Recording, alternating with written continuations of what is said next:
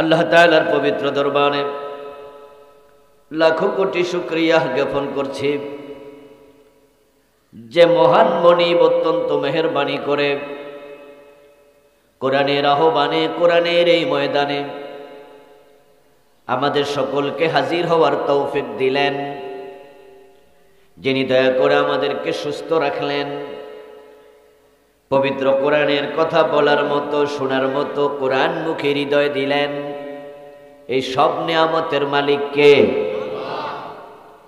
সেজন্য আমরা আলোচনা শুরুতে মন প্রাণ উজাড় করে অন্তরের সবটুকুন শ্রদ্ধা এবং ভালোবাসা দিয়ে আমাদের মনিব আল্লাহ তাআলাকে শুকরিয়া জানাই, কৃতজ্ঞতা জানাই। সবাই মিলে জোরে জোরে একবার কালিমাতুশ শুকর পড়ি, আলহামদুলিল্লাহ। রব্বানা লাকাল হামদ হামদান কাসীরা তাইয়্যিবাম মুবারাকান ফীহি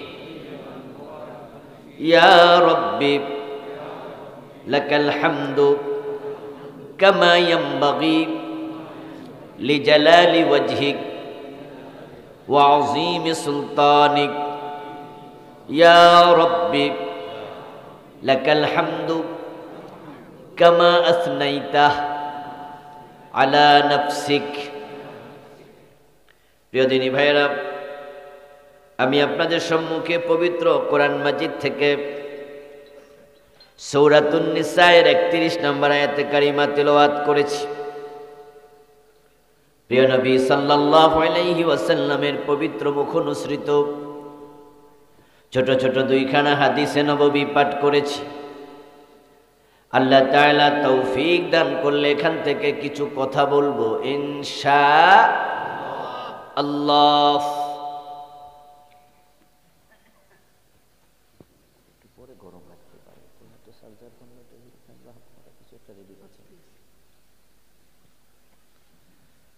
সূরাতুন নিসার 31 নম্বর আয়াতে কারিমাতে আল্লাহ তাআলা বলছেন, তাজতানিবু, যদি তোমরা বিরত থাকো ও আল্লাহর বান্দারা, কাবাইরাহ, কবিরা গুনাহ সমূহ থেকে,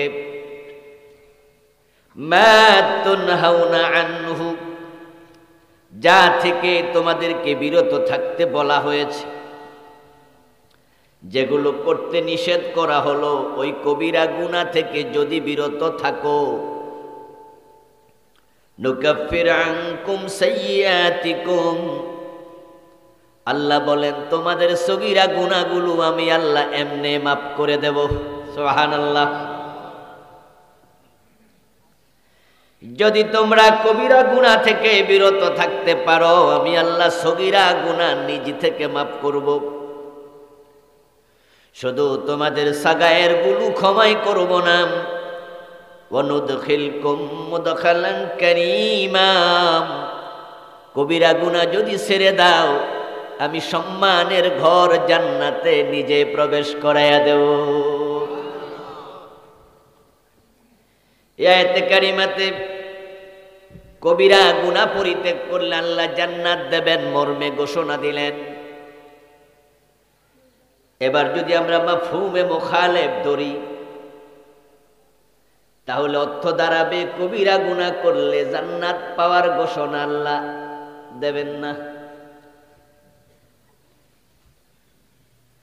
কবিরা গুনাহ তোমরা যদি ছেড়ে দাও, আমি জান্নাতে প্রবেশ করাবো। কবিরা যদি ছেড়ে না দাও, তাহলে আমি আল্লাহ জান্নাতে প্রবেশ করাবো, এই ঘোষণা আমি দিলাম না।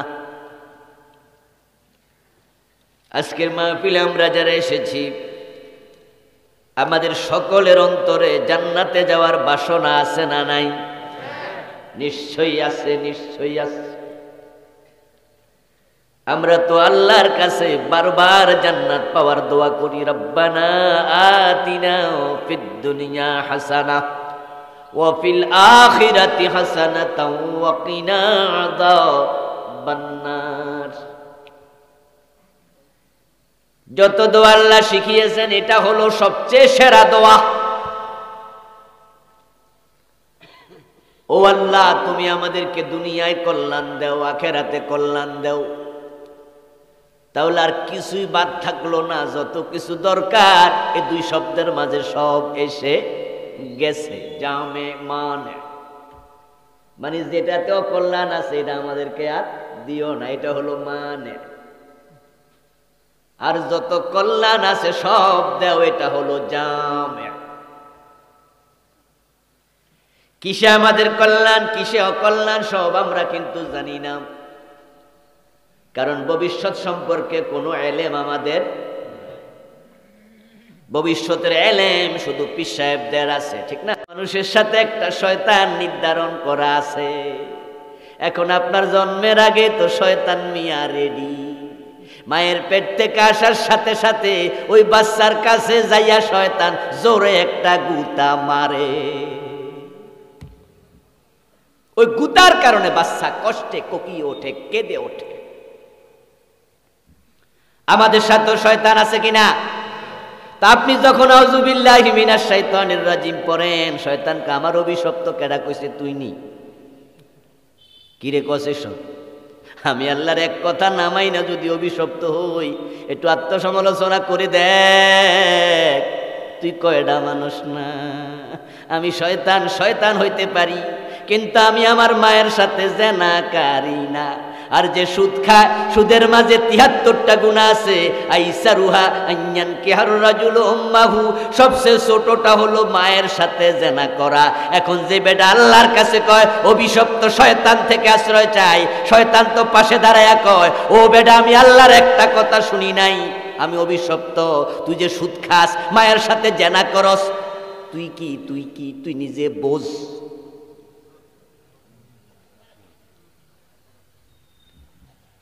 ও প্রিয় ভাইরে, বাটপার গুলা, সিটার গুলা মিনায় যখন পাথর মারে, শয়তান রে মারে, মারতে যাইয়া কেউ কেউ আছে বড় বড় পাথর টয়েল, মারমু যে মারমু, ছোটরা মারমু কেন? এমনও মারিন না, পাবলিক আছে জুতা সুদ্ধা মারা দে, মানে মারার পরে যখন পাথর শেষ, জিদ তো আর মিটে নেই, এই জন্য দেখা যায় ছাতি লাড়ি পর্যন্ত মাইরা দেয়।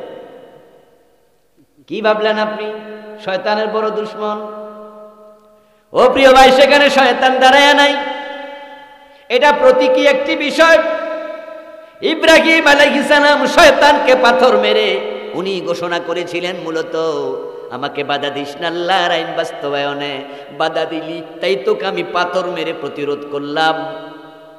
এখন হাজী সাহেবরা মিনায় গিয়ে শয়তানকে প্রতীকী পাথর মেরে এই সিদ্ধান্ত নিয়ে বাড়িতে আসবে, সামনে যদি দেশে যাওয়ার পরে শয়তান পড়ে পাথর মারবো, আল্লাহর আইনের বিরুদ্ধে যারা দাঁড়াবে তাদের সাথে পাথর মারার মতো আচরণ করা লাগবে।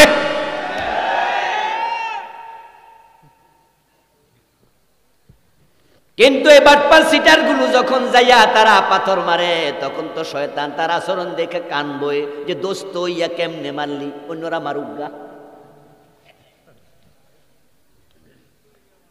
আদম আলাইহিস সালাম একটা কথা শুনলো না, আল্লাহর মতো মহান সত্তা, কত মহান, যারে নিজ হাতে বানাইছে, কেন কথা শুনলা না? তাকেও তিনি ছাড়লেন না, তাওবা করাইয়া ছাড়ছে। যেই মাত্র আল্লাহর কথা লঙ্ঘন করলো, কাপড় খুলে পড়ে গেল। শয়তান তো মানুষের দুশ্মন, ওই দুশ্মনী আদম থেকে শুরু হয়েছে। সে জান্নাতের দরজায় দাঁড়ায়া দাঁড়ায়া কাঁদতেছে, ফোফায়া ফোফায়া কাঁদতেছে। বাবা আদম মা হাওয়া দেখলেন জান্নাতের দরজায় জানি কেডা কান্দে। এই কে তুমি? মানান্তা, কে তুমি? হু আর ইউ?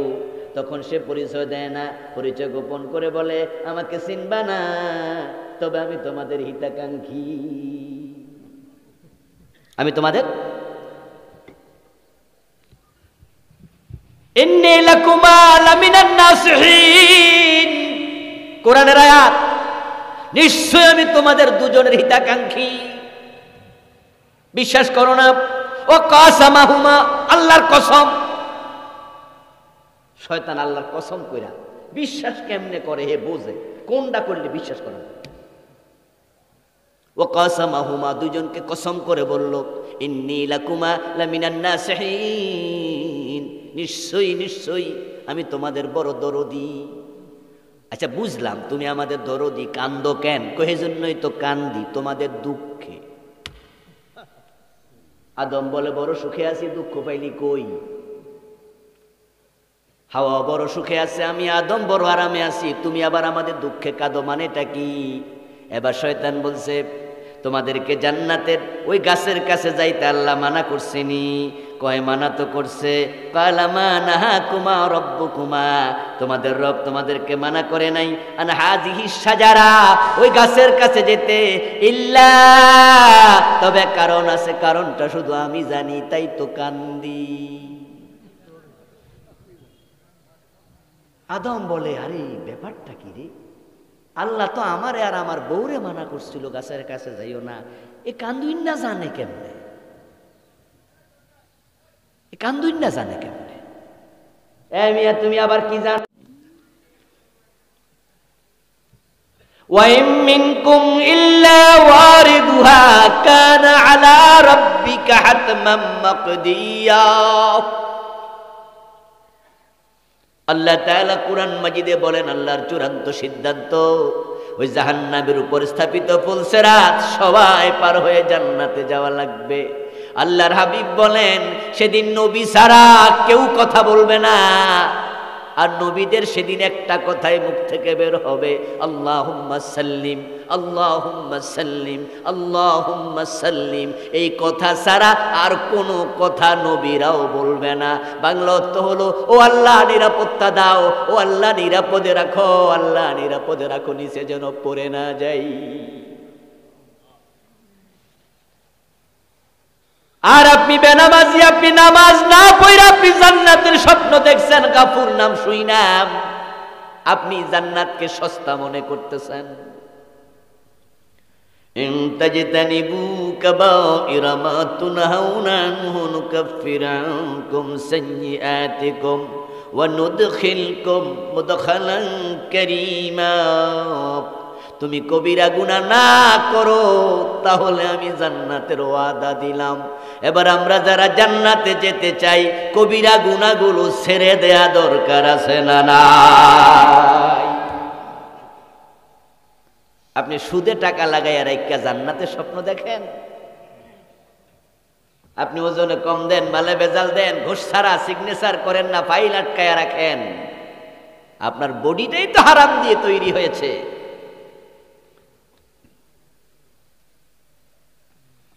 قال النبي صلى الله عليه وسلم لا يدخل الجنة لحم نبت من سحت وكل لحم نبت من السحت فكانت النار أولى به।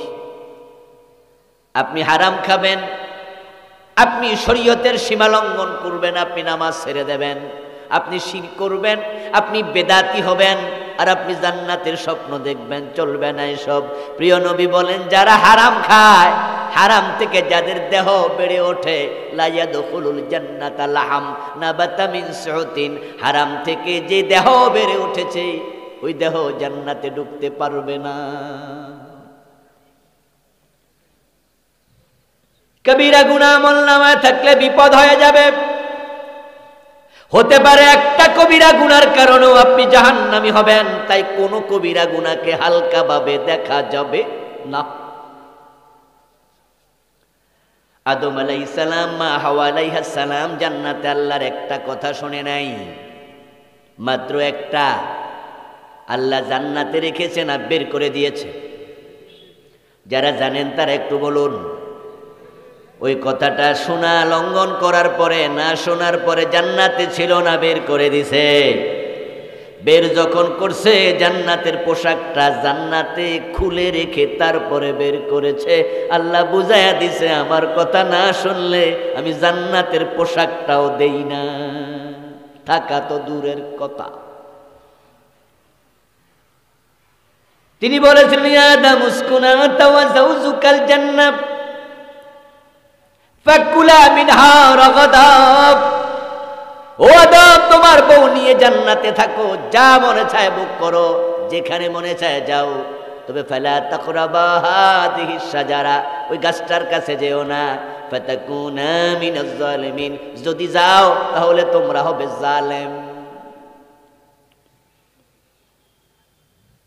গুনাহ কি? গুনাহ মানে হলো আল্লাহর কথা না মানা। আল্লাহ যা করতে বলেছেন তা না করা গুনাহ, যা করতে মানা করছে সেটা করে ফেলা গুনাহ। এখন আদম রে মানা করছে গাছের কাছে যেও না, আদম হাওয়া গাছের কাছে গেল কিনা? গেল কিনা? দুইজনে তো গেল। ফালাম্মা যাকাশ শাজারা বাদাত লাহুমা সাওআতুহুমা, শুধু জানি নাই গাছের ফলও খেয়েছে। যখনই আল্লাহর কথা লঙ্ঘন করে ওই গাছের কাছে গেল, গাছের ফল খেলো, সাথে সাথে জান্নাতের কাপড় দেহ থেকে খুলে পড়ে গেছে। মজার কথা হলো তারা ইচ্ছা করে কিন্তু করে নাই। ফাওয়াসওয়াসা লাহুমাশ শায়তান, আল্লাহ নিজে কোরআনে বলে তাদেরকে শয়তান ধোঁকা দিছে। কে ধোঁকা দিছে?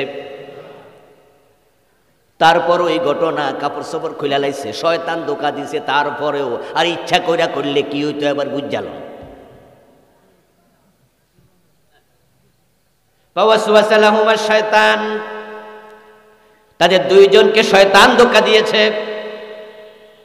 এ বিষয়ে তাফসীরে পাওয়া যায় ইবলিস শয়তানের সাথে আদমের শত্রুতা না বন্ধুত্ব? কিন্তু আমাদের কি কি শয়তানের সাথে আমাদের বন্ধুত্ব না শত্রুতা? শত্রুতা। তাহলে ওজনে কম দেন কেমনে? বোনের জমি দখল রাখছেন কেমনে? বাপ মরছে 10 বছর এখনো বোনের জমি দেয় না, এমন নামাজি ভাই আছে না নাই? জমি চাইলে ধমক মারে, সব বড় কইরা যা দিতাম না, পারলে কিছু কর। এই আচরণ নিয়ে আপনি শয়তানকে দুশ্মন কেমনে মনে করেন? শয়তান আল্লাহ একটা কথা শুনে নাই, আল্লাহর একটা কথা শুনে নাই। এই কথাটা আপনারা সবাই জানেন। আদমকে সিজদা করতে বলেছিল, করেনি তো, শয়তান হয়ে গেল। একটা কথা শুনে নাই। আর আপনি নামাজে দাঁড়িয়ে এখন আউযু বিল্লাহি মিনাশ শাইতানির রাজিম, ফজরের নামাজে উঠলেন, একবার ভোরবেলায় আল্লাহর কাছে বলছেন, আল্লাহ অভিশপ্ত শয়তান থেকে তোমার কাছে আশ্রয় চাই।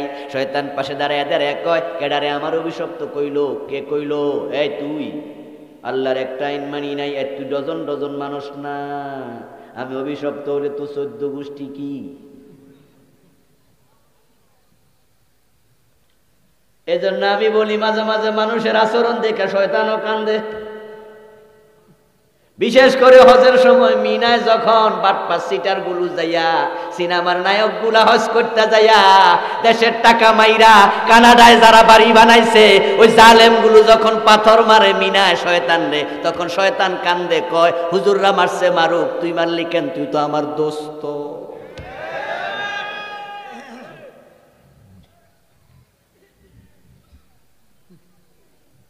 রাশেদ খান মেনন সাহেব হজ করতে গেছে, হাসানুল কিনু উনি হজ করতে গেছে। এমন নেতা হজে গেল যিনি আরাফার মাঠে গিয়ে বলে, লাব্বাইক আল্লাহুম্মা লাব্বাইক, লাব্বাইক লা শারীকা লাক লাব্বাইক, ইন্নাল হামদা ওয়ান নি'মাতা লাকা ওয়াল মুলক। বাংলা অর্থ কোনদিন কি বুঝেছেন? কি বললেন? ইব্রাহিম ডেকেছিল আমি লাব্বাইক বলে সারা দিলাম, মুয়াজ্জিন ফিন্নাস বিল হজ্জি ইয়াতুকা রিজালান ওয়া আলা কুল্লি দামিরিন ইয়াতিনা মিন কুল্লি ফাজ্জিন আমিক।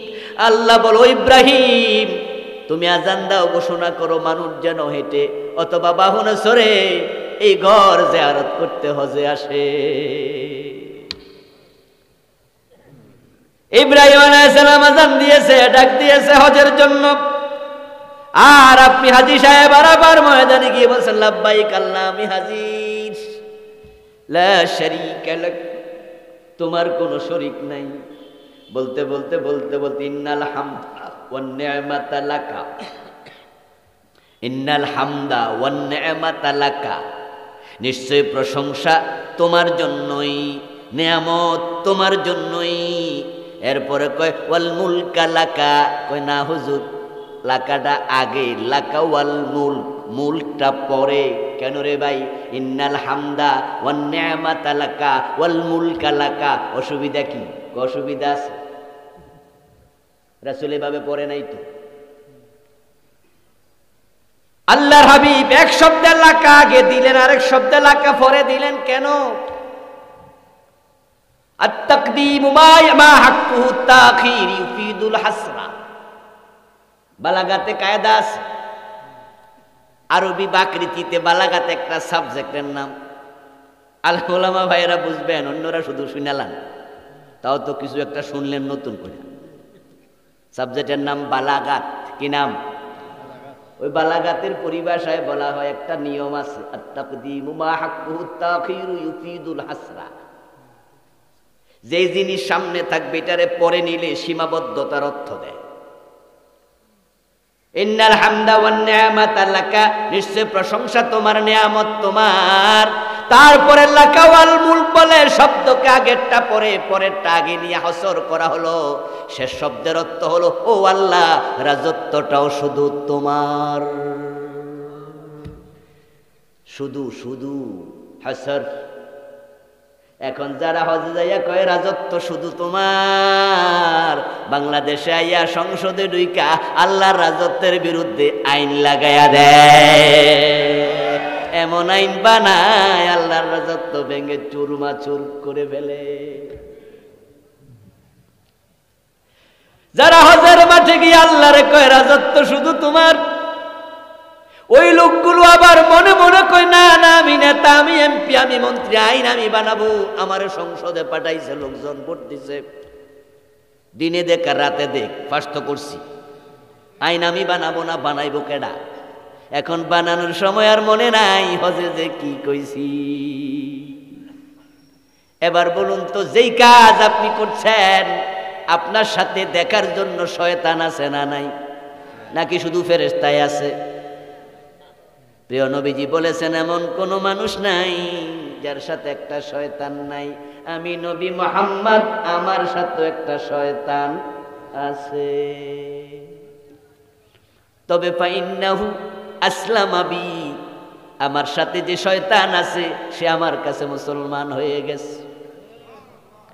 আল্লাহর হাবিব সাহাবাদেরকে একদিন প্রশ্ন করলেন, ও আমার সাহাবারা বলো তো দেখি, মানব শিশু জন্মের পর পর কাঁদে কেন? উপস্থিত সাহাবারা বললেন, ইয়া রাসূলুল্লাহ, কাঁদতে তো দেখি, কিন্তু কান্দে না যে কেন তা তো জানি না। আর ফিসিরি জিগাইলে তো কইতেও পারতো না, কান্দোস কেন বেটা? গরুর বাচ্চা মায়ের পেট থেকে এসে হাম্বা হাম্বা বলে চিৎকার দিতে দেখা যায় না? ছাগলের বাচ্চা বের হয়ে কাঁদে না? বিড়ালের বাচ্চাও কাঁদে না? কিন্তু মানুষের বাচ্চা কেন কাঁদে হুজুর তা তো জানি না। প্রিয় নবী বলছেন, মিন নাজগাতিশ শায়তান, কান্নার কারণ শোনো, সিয়াহুল মাউলুদ মিন নাজগাতিশ শায়তান। প্রত্যেক নাই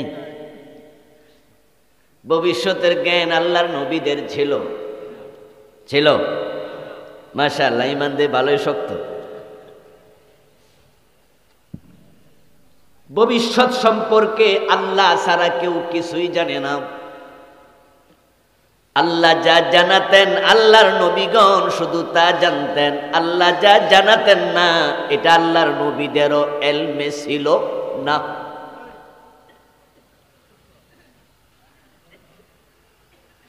ভবিষ্যৎ সম্পর্কে যেহেতু আমরা জানি না, তাই মাঝে মাঝে আল্লাহর কাছে আমরা এমন কিছু চেয়ে বসি যেটাতে কোনো কল্যাণ নাই।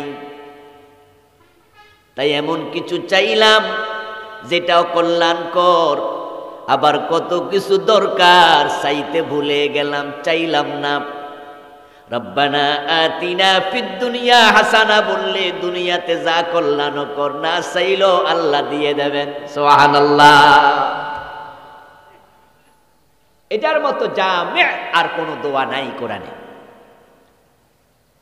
দুনিয়ার হাসানা মানে হচ্ছে ঈমান থেকে শুরু করে ছেলে মেয়ে, ব্যবসা বাণিজ্য। দুনিয়ায় ভালো থাকার জন্য সুস্থতা দরকার আছে কিনা? ইবাদত করতে তো সুস্থতার প্রয়োজন আছে। শরীরে যখন জ্বর থাকে, শরীর যখন অসুস্থ থাকে, নামাজ পড়েও মজা পাওয়া যায় না। যারা চেয়ারে বসে নামাজ পড়ে সেজদা দিতে পারে না, রুকু ভালো করে করতে পারে না, দাঁড়াইয়া থাকলে শরীর কাঁপে, বসে বসে নামাজ পড়ে, ওই মানুষগুলো যারা সুন্দর করে রুকু দেয়, সেজদা দেয়, তাদের সেজদা দেখে আফসোস করে, আরে আমি আমার কপালটা আমার রবের কদমে ঠেকাইতে পারলাম না। আপনারা আমরা যারা আল্লাহর কদমে আমাদের কপাল ঠেকায়া সেজদা করছি, আল্লাহর কত বড় নিয়ামত। এই জন্যই তো ইবাদতের মৌসুম, ইবাদতের বসন্ত হলো যৌবনকাল। কারণ যৌবনকালে চাইলে এক সেজদায় 30 মিনিটও থাকা যায়, শরীর কাঁপবে না, মজা লাগবে সেজদা দিয়ে। ইবাদত করতে সুস্থতা লাগে। প্রিয় নবীজি আল্লাহর কাছে জন্য ফানা চাইতেন এমন বয়স থেকে, যেই বয়সে তিনি সুস্থতার সাথে ইবাদত করতে পারবেন না, নুয়ে পড়বেন, নুজ্জ হয়ে যাবেন। প্রিয় নবী বলতেন, আল্লাহুম্মা ইন্নী আউযু বিকা মিন আন উরাদ্দা ইলা আরযালিল উমর। ও আল্লাহ, বয়সের ভারে নুয়ে যাওয়া থেকে আমি তোমার কাছে ফানা চাই। এর মানে হলো যতদিন আমি সুস্থ থাকবো, ইবাদত করতে সক্ষম থাকবো, ততদিন আমাকে তুমি বাঁচিয়ে রেখিও। যখন ইবাদত করতে অক্ষম হব, এমন বয়স আমার প্রয়োজন নাই। তো রব্বানা আতিনা ফিদ দুনিয়া হাসানার মাঝে সুস্থতার কল্যাণটাও আছে কিনা? যাদের সৎ সন্তান হবে, নেক সন্তান হবে, যেই সন্তানের কারণে দুনিয়া জোড়া সুনাম হবে, মানুষের কাছে পরিচয় দেবেন আমি অমুকের বাবা, লোকজন চেয়ার ছেড়ে দিয়ে দাঁড়ায়া যাবে। এটাই হলো কুররাতু আয়ুন। এমন সন্তান আমাকে দাও যার কথা শুনলে, যার দিকে তাকালে আমার নয়ন জুড়ায়া যায়। বিনয়াত আল্লাহ শিখিয়েছেন, রব্বানা হাবলানা মিন আজওয়াজিনা ওয়া যুররিয়াতিনা কুররাতা আয়ুন ওয়াজআলনা লিল মুত্তাকিনা ইমামা। হে আল্লাহ, আমাকে এমন স্ত্রী দিও যে স্ত্রীর দিকে তাকালে আমার নয়ন জুড়াবে, পরনারীর প্রতি আমার চোখ যাবে না, প্রয়োজনই হবে না, বরং বাহিরে গেলে ঘরে আসতে মন আমাকে টানবে, আমার স্ত্রী আমাকে টানবে। সারাদিন পরিশ্রম করে ঘরে ফিরলে যার মুস্কি হাসি দেখে সারাদিনের কষ্ট আমার ফানি হয়ে যাবে। এমন সন্তান আমাকে দাও যার সাথে কথা বললে, যাকে দেখলে নয়ন জুড়াবে, যার কর্মে আচরণে আমার বুকটা ফুলে উঠবে। এই যে আপনি ভিন্ন ভিন্ন দোয়া করতেছেন, রব্বানা আতিনা ফিদ দুনিয়া হাসানার মাঝে উত্তম সন্তানের দোয়াটাও আছে কি নাই? সব আছে। আর আখিরাতের হাসানা মানে জান্নাত। ও আল্লাহ, দুনিয়া এগুলো দাও, ঈমান দাও, নেক আমল দাও, নেক সন্তান দাও, সুস্থতা দাও। আল্লাহুম্মা কফিনি বিহালালিকা আন হারামিক ওয়াগনিনি বিফদলিকা আম্মান সিওয়াক। ও আল্লাহ, আমাকে এমন সম্পদ দাও যেন তুমি ছাড়া কারো কাছে হাত পাতা না লাগে। সুবহানাল্লাহ পড়েন। এমন সম্পদ দিও না যেই সম্পদ আমাকে বিপদগামী করবে। শুধু সম্পদের কারণে কত মানুষ জাহান্নামী হবে তার কোনো হিসাব নেই। সোনারগাঁ হোটেলে যে মদের বার আছে, রেডিসনে মদের বার আছে, আমাদের 5 স্টার হোটেল ঢাকা শহরে যে কয়টা আছে প্রায় সবগুলোতে মদের বার আছে। বলুন তো রিক্সাওয়ালা কয়জন সেখানে মদ খাইতে যাইতে পারবো? শুধু মদের বার নয়, 5 স্টার হোটেলগুলোতে ড্যান্স ক্লাব আছে। ওই বারে মদ পরিবেশনের জন্য দুলঙ্গ যুবতী সুন্দরী মেয়েরা আছে। ওদের দেহের সৌন্দর্য দেখার জন্য টাকা খরচ করে কয়জন দিন মজুর যেতে পারবে? তাহলে মদের বারগুলোতে, নাইট ক্লাবগুলোতে, ড্যান্স ক্লাবগুলোতে যারা নাচতেছে, মদ খাইতেছে, ওরা গরিব না ধনী? টাকাওয়ালা না টাকা ছাড়া? তো টাকাওয়ালা ধনী, তাদের টাকা সবগুলোকে জাহান্নামের দিকে নিয়ে যাচ্ছে। এই জন্য আল্লাহর কাছে দোয়া, আল্লাহ আমাকে তুমি এমন পরিমাণ সম্পদ দিও যে সম্পদ কল্যাণের কাজে আসবে, আমাকে বিপদগামী করবে না। আবার আমাকে এত দরিদ্র বানাইও না যে অন্যের কাছে হাত পাতা লাগে। আলাদা দোয়া রাসূল শিখালেন, আল্লাহুম্মা কফিনা বিহালালিকা আন হারামিক ওয়াগনিনা বিফদলিকা আম্মান সিওয়াক, রব্বানা আতিনা ফিদ দুনিয়া হাসানার ভিতরে এটাও সব আল্লাহ তাআলা একসাথে শিখিয়ে দিলেন। ওয়া ফিল আখিরাতি হাসানা, মানে জান্নাত চাই, জান্নাত দিও। ওয়া কিনা আযাবান নার, জাহান্নাম থেকে তোমার কাছে পানা চাই, জাহান্নাম থেকে বাঁচাইও। এখন এই যে আমাদের সবার মনে জান্নাতে যাওয়ার আকাঙ্ক্ষা আছে, বাসনা আছে, আমার রব, আপনার রব বলেন, যদি কবিরা গুনাহ ছেড়ে দাও, আমি আল্লাহ ওয়াদা দিলাম তোমার আমি নিজে জান্নাতে ঢুকিয়ে দেব। তাহলে জান্নাতে যেতে হলে কবিরা গুনাহ করা যাবে না। কবিরা গুনাহ করলে জান্নাত পাওয়া বড় দুষ্কর। ও মুসলমান, খুব সাবধান।